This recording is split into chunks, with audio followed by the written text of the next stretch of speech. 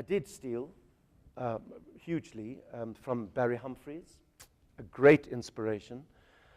Dame Edna was the most extraordinary, and I just thought if he can do it, I can do it, because I have also got a Dame Edna in my family and in my government. And so, but then again, I could not allow myself to just be a second-hand copy. I also grew up under the extraordinary inspiration of Athol Fugard. Look, I could have been a second Athol Fugard, but I didn't want to be. I couldn't have been an Athol Fugard. So where he took enormous tragedy and unbelievable, great, huge things, I stuck to humor and smaller things and people laughing. And then I only realized that that was very powerful, because people were laughing at things that weren't funny but were hypocritical. My Kugel, Noel Fine, who in the 80s, and she started in 1975 when it was illegal to wear men's clothing, and I enjoyed that, because who would they lock up, me or Noel? And then Evita came, and Evita became, well, I mean, Evita used to, you know, send messages to Puk Botha, and he believed the rumor that they were having an affair. But it was extraordinary to try and just to find out how far one could go with the anarchy, where Noel would say, there are two things about South Africa I can't stand, apartheid and the blacks.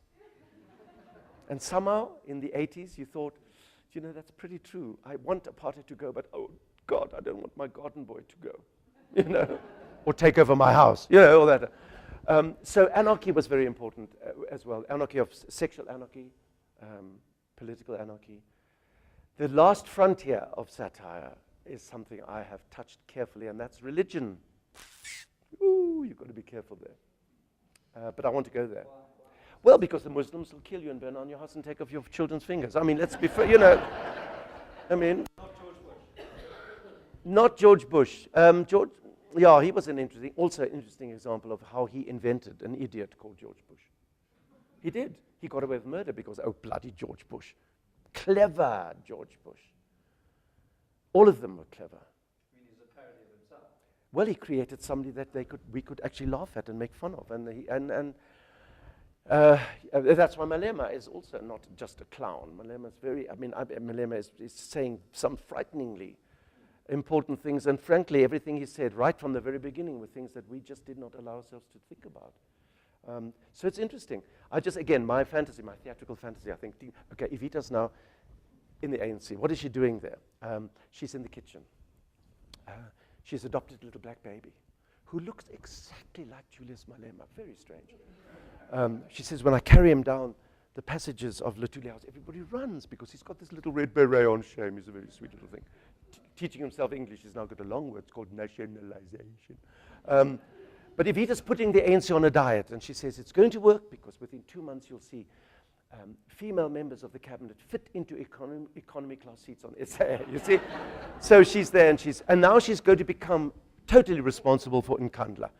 If Zuma survives the election, he will, of course, but I already see little signs that his health is going to give him the excuse to retire for health reasons with full amnesty, you know, the Shabby Sheikh route.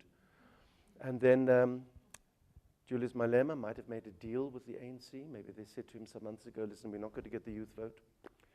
You're getting very boring, so we're going to kick you out, make a lot of noise. You know, don't attack us, you know, attack a few things. Zuma's okay, he doesn't mind, because he's busy with his wives. And then you get the youth vote, you will get about 12%, and we'll get under 60%, and we'll go back into a coalition, and you'll be the president, and Cyril Ramaphosa will be the prime minister, and then Jacob Zuma can float around his fire reservoir, and of course, I hope I'm wrong. All my life I've wanted to be wrong. You know, when I thought Thabo Mbeki and Mantu Chabalala were creating a genocide, I said to them, prove me wrong.